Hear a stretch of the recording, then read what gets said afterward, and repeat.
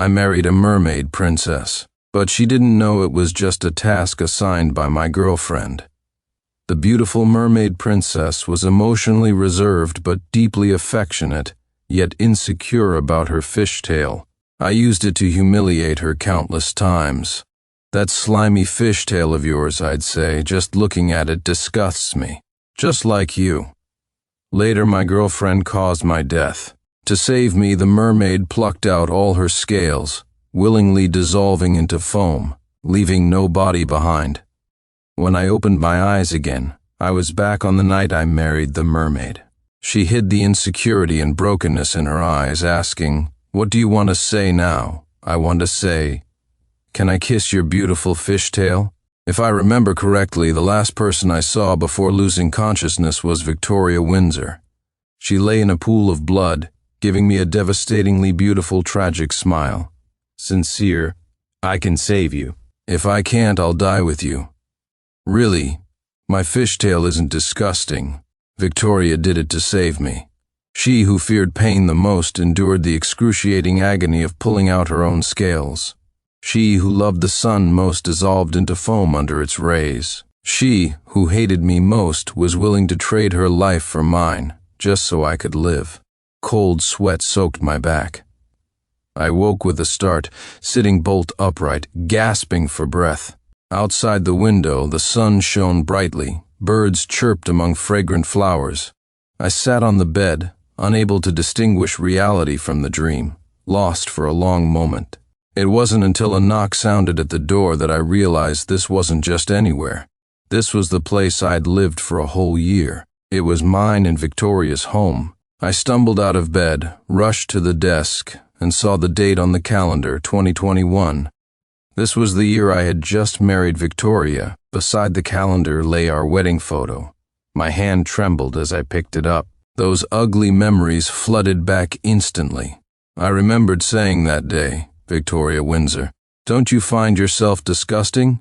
A mermaid trying to live like a human, aren't you repulsive?"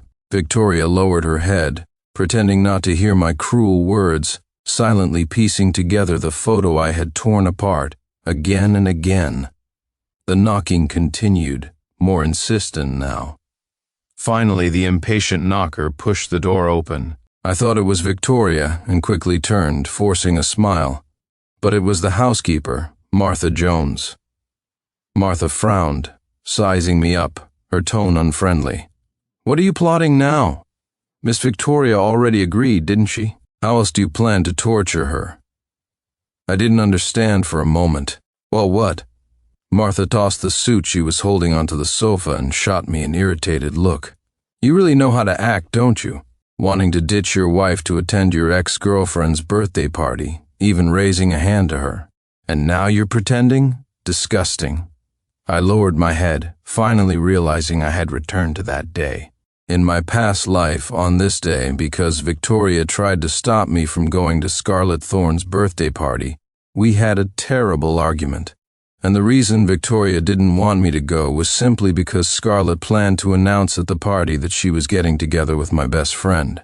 But I had acted like a madman, hurling insults at her.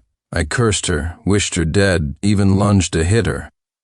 Now reborn, I couldn't comprehend why I had done or said those things. Yet after I lunged at her, accidentally lost my footing, fell down the stairs and lay unconscious, Victoria still plucked out her scales without hesitation to save me. Snapping back from the memory, I saw Martha was still there, tidying the room while complaining. How could such a wonderful person like Miss Victoria end up with a heartless bastard like you? What terrible luck. I picked up the suit from the sofa and stuffed it directly into the trash can. Martha instantly became wary. "What are you trying to do now?" I looked up. "Where's Victoria?" Martha turned away, ignoring me. I don't know. I fell silent. I knew Martha wouldn't tell me. Not just her, no one in this villa would reveal Victoria's whereabouts to me, because every time I looked for her, it was never for anything good. Since no one would help, I'd find her myself. Following the memories from my past life, I checked room after room until I pushed open the door to Victoria's study. A thick smell of blood hit me. I froze instantly. Victoria sat weakly in a pool of blood, barely clothed. Her beautiful blue fishtail glowed faintly. Her head was bowed, her face colorless.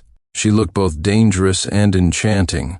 I knew pulling scales was painful for mermaids, but I never imagined a scene this horrific.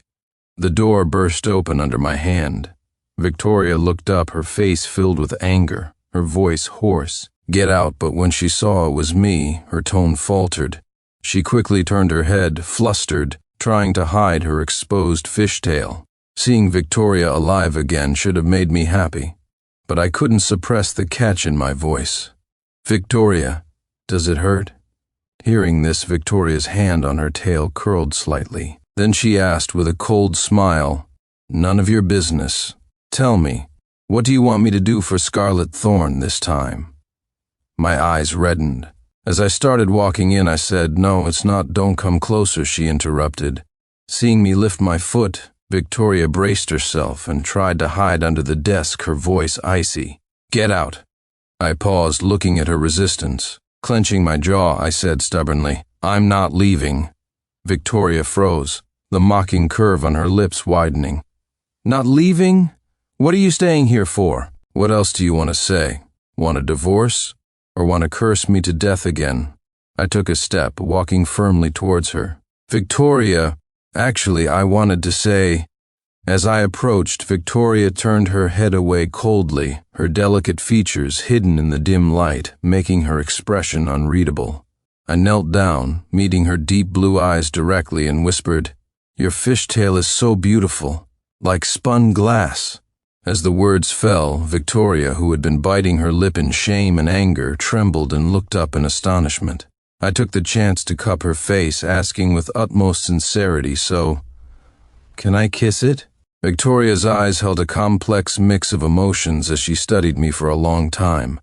She gently pushed my hand away, her face cold. "Sincere Clark, I won't stop you from seeing Scarlet Thorn anymore. You don't need to say these insincere things to please me." I looked at my empty hands and quickly explained. "Everything I said was true enough." Victoria cut me off. "Get out." Knowing I couldn't rush things, I lowered my head dejectedly, stood up intending to leave. But my foot slipped and the world spun. Then I landed straight on her tail, near the fin. Before I could cry out, Victoria reacted sharply, gasping. A strange blush instantly spread from her face down her neck. "Sincere, don't." Not there, she seemed about to get angry. Without a second thought, I planted several more quick kisses, then carefully watched her. "See, I really wanted to kiss your tail, sincerely." Victoria ignored me, eyes squeezed shut, face flushed an unnatural red, breathing rapidly. Worried, I reached out to check her temperature. "Victoria, your face is so red. Do you have a fever?" Victoria suddenly snapped her eyes open and flicked her tail, sending me flying. "Damn mermaids are that strong?" Before I could figure out what happened, the study door slammed shut in my face. It was midday, and everything was quiet, except for the two little birds chattering on the windowsill behind me. "Caw-caw." He kissed her, he kissed her, he kissed the tail, caw-caw. He doesn't know the female mermaid's tail, cavity, is equivalent to a second. I rolled my eyes. I knew these two. One was Bibi, the other Lala. "Curious," I asked. "Equivalent to a second what?" The two birds looked at each other and let out gloating caws. One flapped its wings excitedly. "It says, caw-caw equivalent to a woman's." Before it could finish, the door behind me banged open again. Victoria had transformed back into human form, wearing a clean white silk blouse and a long black skirt. A pair of gold-rimmed glasses perched on her nose, making her look cool and aloof, erasing any trace of her earlier disheveled state. She walked over gracefully, not even glancing at me. Her long, slender fingers pinched the heads of the two little birds and tossed them out the window. Soon, pitiful wails erupted from outside. Worried, I took a couple of steps forward. "Victoria, are you okay?" Victoria stood with her back to me, her voice cool. "Sincere Clark, I remind you, if you go now, you can still catch a meal with Scarlet Thorn." Looking at her indifferent back, I clenched my teeth, stepped forward, and hugged her from behind. Why would I eat with someone else? I only want to eat with you. After a thought, I added, honey. Hearing the word honey, Victoria struggled and pulled away, keeping her distance. Sincere Clark. Yes? I replied. She suppressed the turbulent emotions in her eyes and gave a bitter smile. The last time you called me that, it was to pluck my scales for scarlet thorn. So, what is it this time? My heart? A sharp pain pierced my chest. I stepped forward, grabbed her hand, and refused to let go. Of course not, aren't we husband and wife? It's perfectly normal for me to call you that. Victoria still didn't believe me, her suspicious gaze sweeping over me. Finally, she glanced at the clock. If you don't go now, you really won't see Scarlet Thorn. I was speechless. Why keep bringing up Scarlet Thorn? Maybe she was the one who liked Scarlet. I lowered my head, wrapped an arm around her waist, and said pitifully, I didn't want to see her anyway. I only want to see you. Honey, I'm so hungry. I haven't eaten all day. Victoria's lashes fluttered down, a flicker of pity crossing her calm eyes like a still pond disturbed. Looks like the pity ploy worked. I continued watching her. That tail flick earlier must have had 10 years of force behind it. Almost knocked me apart. Hearing this, she remained silent for a long time, finally sighing as if resigned. Let me see. She carefully checked my body back and forth. I nodded vigorously, then looked at Victoria intently. They say mermaids from the deep sea are incredibly beautiful and skilled at bewitching hearts. My gaze followed Victoria's long, slightly curled lashes down past her fair, delicate cheek, finally resting on her soft, rosy lips. I couldn't help swallowing. Oh God, what a beautiful little mermaid. What kissable lips. Thinking this, I acted on it. I grasped her shoulders. Victoria's eyelashes trembled. She lifted her eyes slightly, a subtle allure in them, as she stared fixedly at me. Should I kiss her? I thought. Should I? Just one kiss. Overcome with emotion, I leaned towards her lips. Just as I was about to kiss her, my phone rang, shattering the intimate atmosphere. A flicker of disappointment crossed Victoria's face. She looked away, pretending nothing happened. Annoyed, I pulled out my phone and answered without looking. You better be telling me the sky is falling. Before I finished, Scarlet Thorn's complaining voice came through. Sincere? Did Victoria agree? Why aren't you talking? Didn't she agree? Sincere, it's all just a means to an end. I know you think her tale is disgusting, but once this is over, we can be together forever. My heart tightened. I quickly looked up at Victoria. She was staring right back at me, a terrifying darkness in her eyes. Seeing me look, she gave 2 sarcastic laughs, pulled her hand away from mine, stood up and walked away quickly. I hung up the phone and ran a few steps to catch up. Victoria, it's not what you heard. Don't listen to that jerk talking nonsense. Enough. Sincere Clark. Victoria stopped, not looking at me, her voice cold, but her back trembled slightly. Go find her. I told you I won't stop you anymore. Clenching my teeth, I rushed forward and hugged her. Her back stiffened, and she tried to pull away. I threw caution to the wind, turned her face towards me, pulled off her glasses, and started kissing her messily. She struggled but couldn't break free, her hands resting on my waist as I smeared saliva all over her face. After a while, I opened my eyes and looked at Victoria. Her eyes were red and watery, her clothes disheveled. She looked utterly ravaged by me. Feeling guilty, I averted my gaze, not daring to speak. Victoria glanced at me, lowered her eyelids, and asked in a low voice, Now that you've finished kissing me, you should go find her, right? Of course not. I whipped my head around, wanting to swear to the heavens. I was blind and foolish to fall for Scarlet Thorn before. Victoria, I vowed, from now on, I only have eyes for you. Let's live well together. Trust me, okay? Victoria lifted her eyelids, looked at me, then lowered her head again, giving a bitter laugh. You've told lies like that countless times. I grew anxious, desperate to prove this time wasn't a lie. Victoria fiddled with the ring on her ring finger, saying nothing, clearly still skeptical. Seeing her gesture, I suddenly remembered. Mermaid clans seem to have a kind of bond, once formed, binding them together for life. In my past life, when she was furious with me, she had wanted to form this bond more than once, but I had heartlessly refused every time. Thinking of this, I felt like I'd grasped a lifeline. "Don't mermaids have some kind of pact?" I asked quickly. Victoria kept her head down, still silent. So I said, "I'm willing to make that pact with you, to be bound to you forever. Okay?" Before I could finish, Victoria's head snapped up, cutting me off. She said hastily, "Okay." Outside the window, the two birds started squawking again. "Caw caw, sly fox. Sly fox, that's a sly fox, caw caw." He fell for it, Sincere fell for it. I didn't quite hear. "What are they saying?" I asked Victoria. "Sly what?" Victoria replied calmly, face unchanged, "Fishing. They said they want to go fishing." I was speechless. "Fishing? What kind of fishing? Birds want to go fishing." After dinner, Victoria went straight into the bathroom. I sat on the sofa fiddling with my phone. Just then, Scarlett sent me a voice message, her tone thick with tears. "Sincere, I'm drunk. Can you come pick me up, please?" I glanced at the time, 11:30 p.m. I sneered and replied, "Sure, Scarlett. I'll come get you. You absolutely have to wait for me. Don't go anywhere. You must wait for me. Wait for me."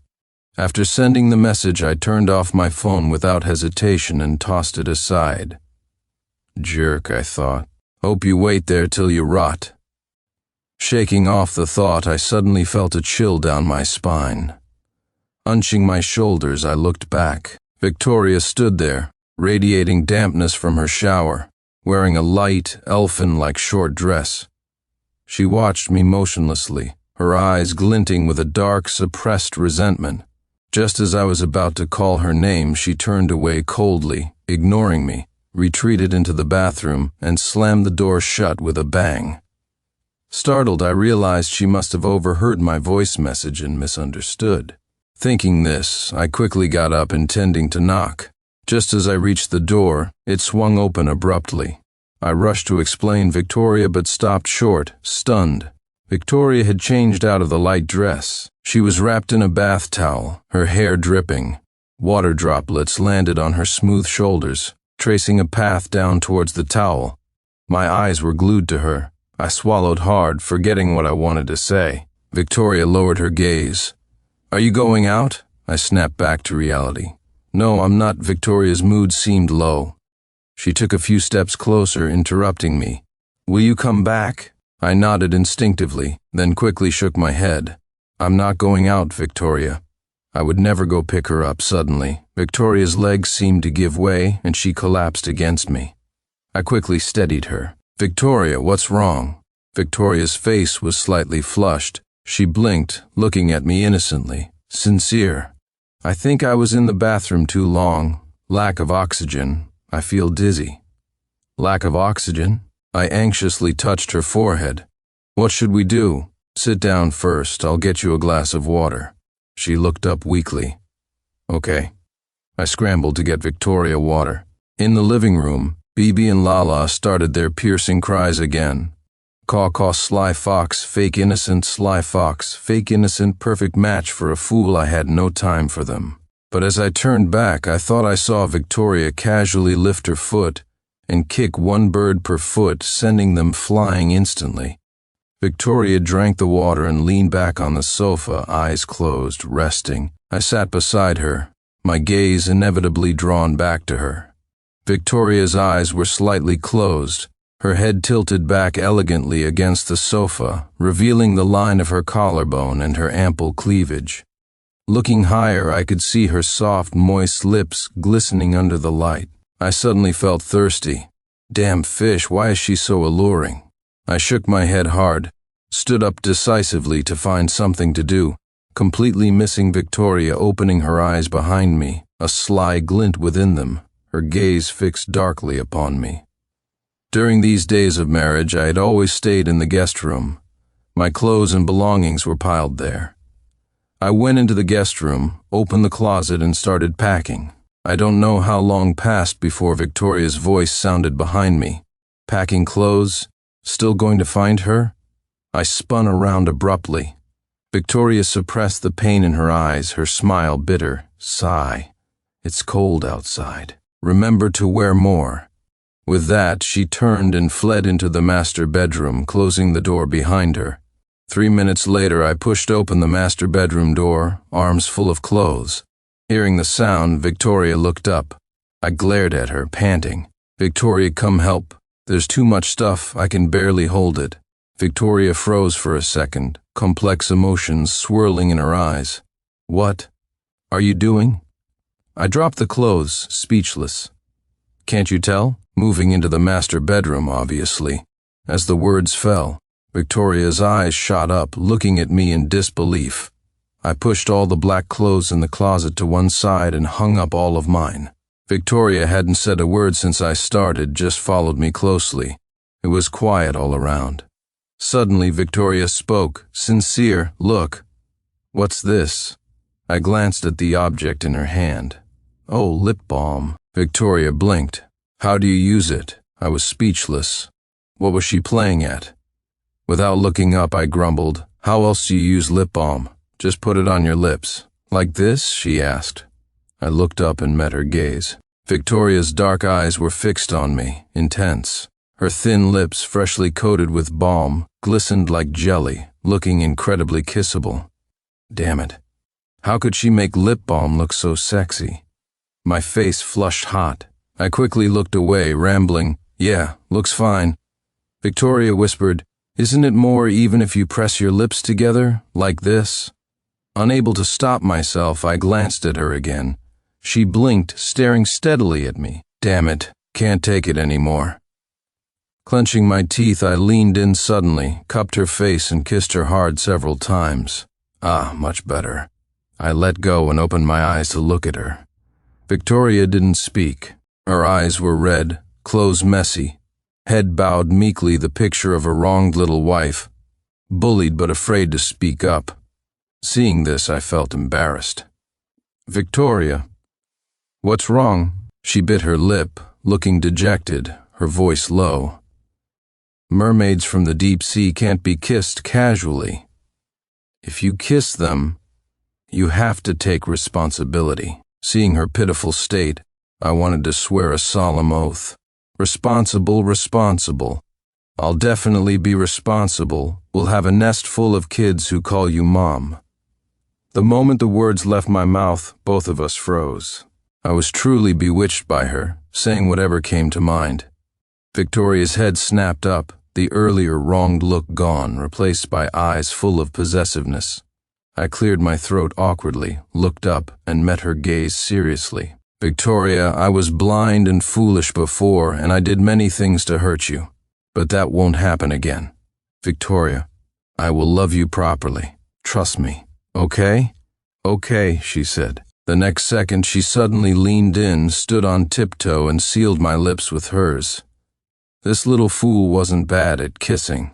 Lost in the moment, I murmured against her lips. Open your mouth. A night of sweet dreams. Early the next morning, I was woken by noise downstairs. I got up irritably, only to find Victoria, who had been sleeping beside me, long gone. Fragments of last night flashed through my mind. I vaguely remembered clinging to her desperately, ignoring her struggles, refusing to let go. I slept quite well, but she seemed a bit dehydrated, getting up several times to shower.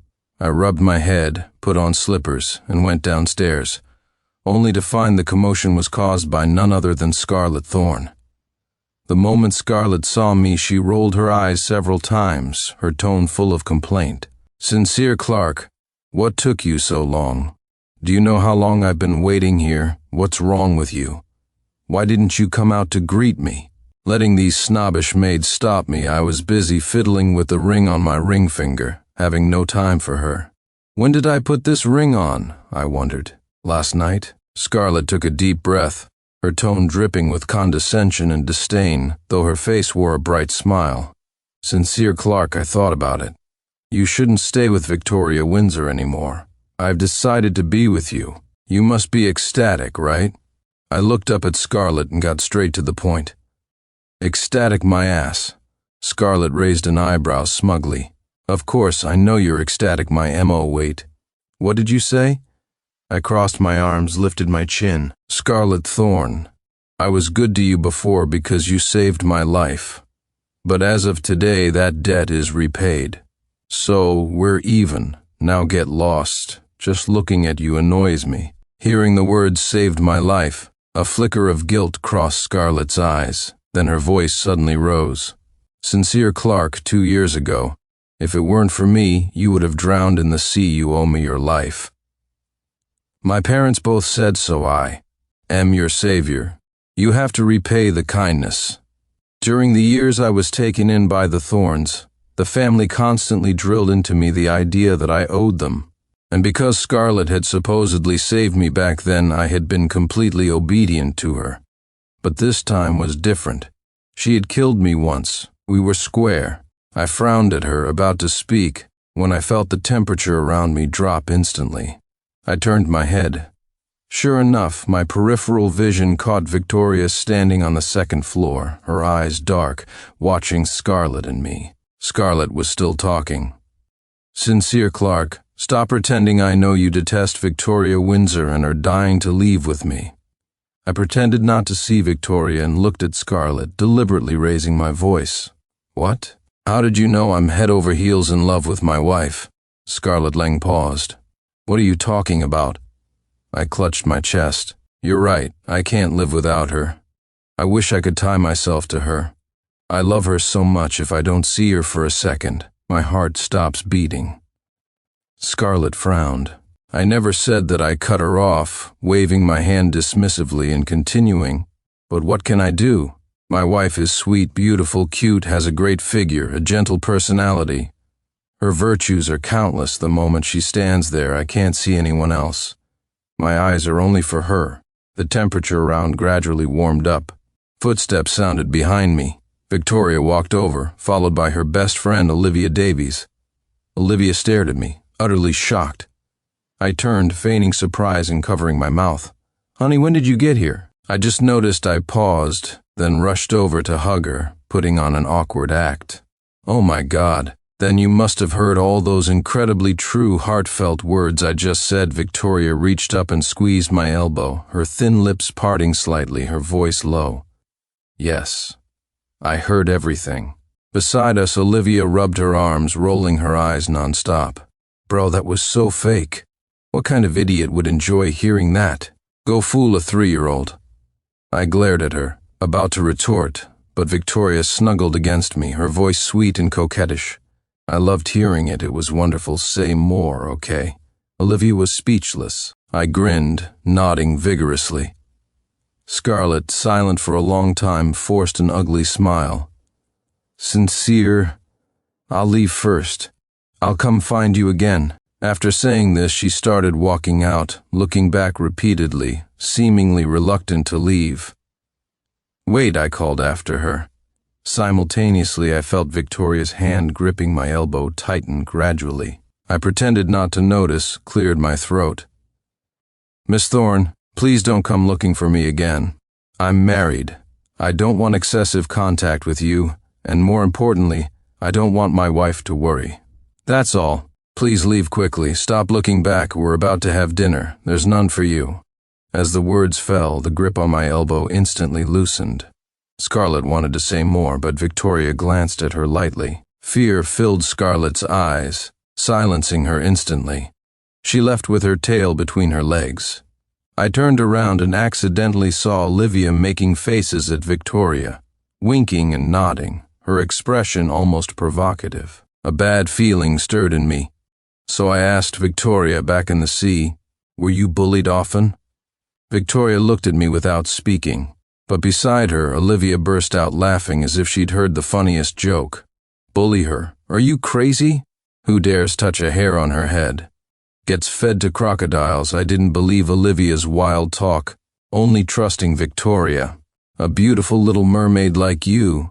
Those nasty fish and shrimps in the sea must have bullied you a lot, right? They wouldn't, Victoria began. Then she looked up, meeting my eyes full of pity, bit her lip as if making a decision, and said resolutely, "Actually, you're right.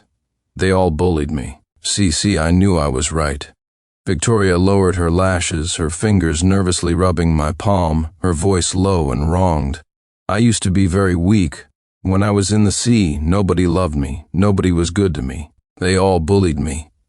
Seeing Victoria with her head bowed pitifully, like an innocent kitten that had suffered endless abuse, my heart melted completely. I quickly stood up and pulled her into my arms. Don't be afraid, don't be afraid. You suffered before, but it won't happen again. I'll protect you, okay? Victoria's voice choked with sobs. Then, will you leave me? Of course not. Will you abandon me? No, never. Will you find me annoying? No way. Will you think I'm too clingy? No, I love it when you cling to me. Hearing this, Victoria snuggled against me, her fluffy head rubbing against my chin, making it itch. Sincere, you're so good to me. In this whole world, only you are good to me. I have nothing but you. Am I pathetic? I looked down. Sure enough, every strand of Victoria's hair seemed to whisper tales of her past grievances. My heart ached for her. I held her tighter. Yes, you're so pitiful. Since I'm so pitiful, she said, can you be even better to me? Of course I can. Victoria's eyes instantly lit up like stars. Then, sleep with me. 2 hours later. In 2 lifetimes, this was the first time Victoria and I shared a bed. The beautiful little mermaid lay beside me. My mind raced with restless thoughts. I stared up at the ceiling, listening as Victoria's breathing beside me grew steady. Victoria, I asked, are you asleep?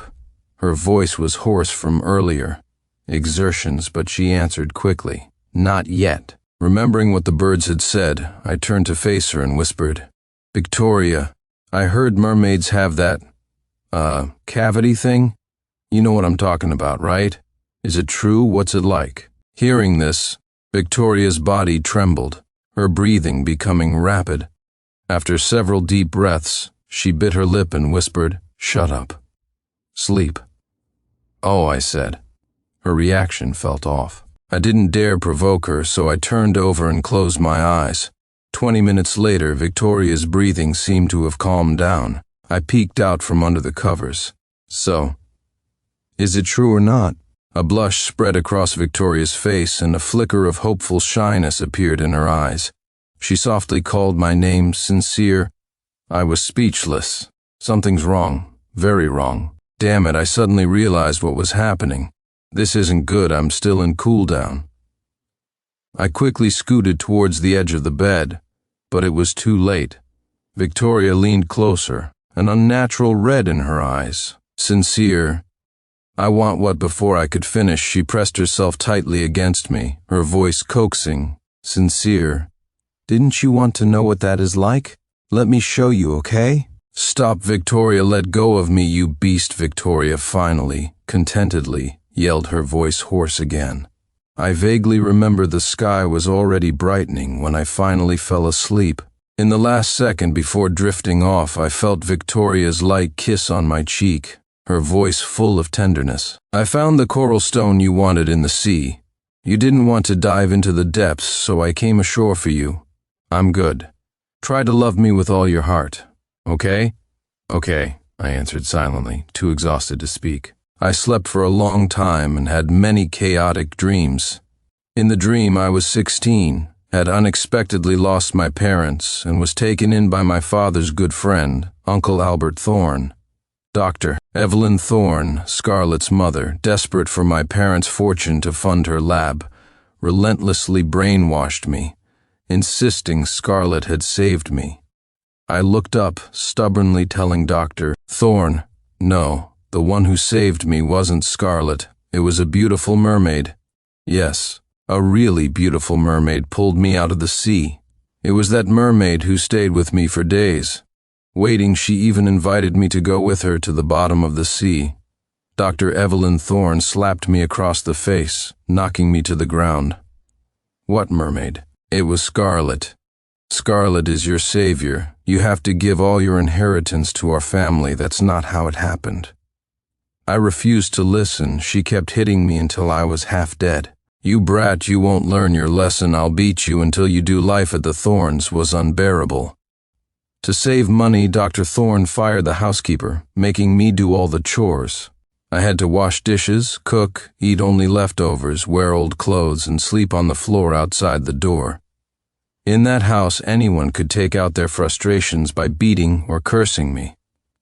I woke up almost every day aching from new wounds. "Mermaid from the deep sea, you said you'd come back for me once you found the coral stone. Why haven't you returned?" Later, before the mermaid I longed for could return, I became an experiment in Dr. Thorne's lab. They replaced all my blood, tampered with my memories, and locked me away, hidden from the sun. Gradually, I started forgetting what the mermaid looked like. Every time I slept, her image blurred a little more in my memory. Unwilling to forget her, I tried to fight off sleep. I used stolen needles to stab my arms. I used rocks to smash my legs. I covered my body in countless bloody wounds just to remember her. But their experiment succeeded. The beautiful mermaid became the enemy in my memory, while Scarlet became my savior. Those lost, ugly memories fully awakened. The pain was so intense I could barely breathe. I desperately reached out, trying to grasp something, but it was futile. Until someone firmly grasped my hand. I snapped my eyes open and met Victoria's worried gaze. The dream shattered. I was back in reality. This time I wasn't alone. The mermaid who had sustained my will to live wasn't just a dream figure. She was right beside me, within reach. "Sincere, wake up, you are having a nightmare," I shot up, gripping her shoulders tightly. Before she could react, I demanded, "Didn't you say you'd find the coral stone and come right back? Didn't you say you'd take me to the bottom of the sea?" "I want to go to the bottom of the sea. Why would I not want to go with you? I missed you like crazy. They took my blood. Those thick needles, again and again, seeing you, going to the sea with you. That was the only reason. I kept living, Victoria. I'm sorry. For all the things I did to hurt you. I'm sorry. All these years. I really missed you." I didn't care if Victoria understood. I just needed to tell her everything. Victoria listened intently, her eyes reddening, tears falling. Her body trembled constantly, her arms wrapped tightly around me, almost merging us into one. A long time passed. Both Victoria and I gradually calmed down. I started to speak, but Victoria accidentally blew a snot bubble. Awkwardly, I pushed her gently. "Victoria." "Why, you can let go now." Victoria obediently released me. It was then I suddenly noticed a stone hanging around her neck. It was blood red and emitted a faint glow. I held the stone, looking up at her. "This is—" Victoria clasped my hand holding the stone. "It's the most beautiful coral stone from the seabed, the one meant for you. But when I came back, you were gone." And then?" I asked. She smiled faintly, a tear tracing a path down her cheek. She spoke calmly, as if telling someone else's story. "And then, I waited there for you year after year. But I was useless. I didn't find you waiting. So, I could only come find you. Are you stupid? What if I had died?" She looked into my eyes, speaking each word with solemn promise. "A mermaid has only one partner in her life. So, you live, I live, you die, I won't live alone." I couldn't help pulling her into my arms, tenderly wiping away her tears. 3 days later, the infamous Thorne Labs was exposed for conducting illegal experiments for years. The police quickly shut down the lab. Dr. Evelyn Thorne committed suicide by jumping off a building that night. Scarlet Thorne was taken away by the police for assisting her mother in the experiments. I was teasing Bibi and Lala when I heard the news. Victoria sat behind me, watching my every move intently. I don't know who was so mean as to pluck Bibi and Lala bald. The two bald birds flapped their wings furiously, endlessly repeating, "Caw, caw, caw, caw, fish bad. Person good, fish bad. Person good. Caw, caw, curse, curse, leave, leave, leave soon." They couldn't even caw anymore, just stared wide-eyed and helpless at each other. "Victoria," I called quickly. "Bibi and Lala seem sick, come look."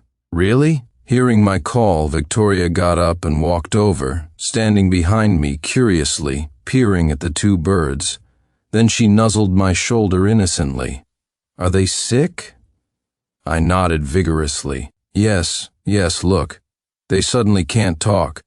Victoria took my hand, pulling my attention away from them, and replied dismissively, "Maybe it's their time of the month." I was speechless. "Birds have periods?" She playfully scratched my palm, saying shyly, "Whether birds have periods isn't important. What's important is, what were you searching on the computer last night?" Seeing her shy expression, I suddenly remembered what I had searched for yesterday. I laughed awkwardly, trying to change the subject. "Nothing I was searching. How to bait a hook for fishing." She wagged a finger, her face serious, lips pursed. "You searched. How many babies can a mermaid have in one litter?" My face flushed crimson. I instinctively clapped a hand over her mouth, saying flusteredly, "Victoria, stop talking." She playfully pecked my palm, looking up at me, her eyes seeming to hold an alluring hook. "You should try it yourself." The next second, Victoria grabbed my collar, pulling me towards the bedroom. "Come on, let's try," she said as we walked. Victoria." "It's daytime," I protested, speechless. Victoria's epilogue. "From the day I was born, I was different from other merfolk. My father is the king of the sea, my mother a princess of the sea. The sea witch said I possessed the purest royal bloodline, seen only once a century. A mermaid like me was born the most revered little princess of the sea. My tears turn into pearls. My singing voice is the most beautiful in the entire ocean. My fishtail glows with the rarest sapphire blue light. I lived carefree under the sea for centuries, until I met that human boy. The annals of the deep state that a mermaid has only one partner in her entire life. Once chosen, it is for lifetimes upon lifetimes, eternal and unwavering. Humans, however, can have countless partners. They say humans. Their love in the end relies solely on conscience. Therefore, mermaids must absolutely never fall in love with humans, because it only leads to loss, never happiness. I firmly believe the annals wouldn't lie, and always regarded humans as dangerous beasts. But this boy, he didn't seem like a beast, more like a sapling swaying in a storm. I don't speak human language, but he always seemed to understand what I wanted to say. He called me little fish sister. He would take my hanzudong. He would sing human songs to me. I'd flick my tail angrily, trying to drive him away. He'd blink, following me closely at first, then from a distance. He didn't seem afraid of me. He even said I was a good person, no, a good fish. I laughed. Look at that Yang's silly appearance of his. Could he even tell good from bad? I thought, I should go back to the sea, let him stay on the shore miserable, but I didn't really want to see him sad. Just stay with him a bit longer. Just a little longer, I told myself. I don't know what drove me, what made me uncontrollably want to be near him. But the days with him, every single one was happy. Later, I drew him pictures of the beautiful scenery deep in the ocean. He said he was curious about what deep-sea coral stones looked like.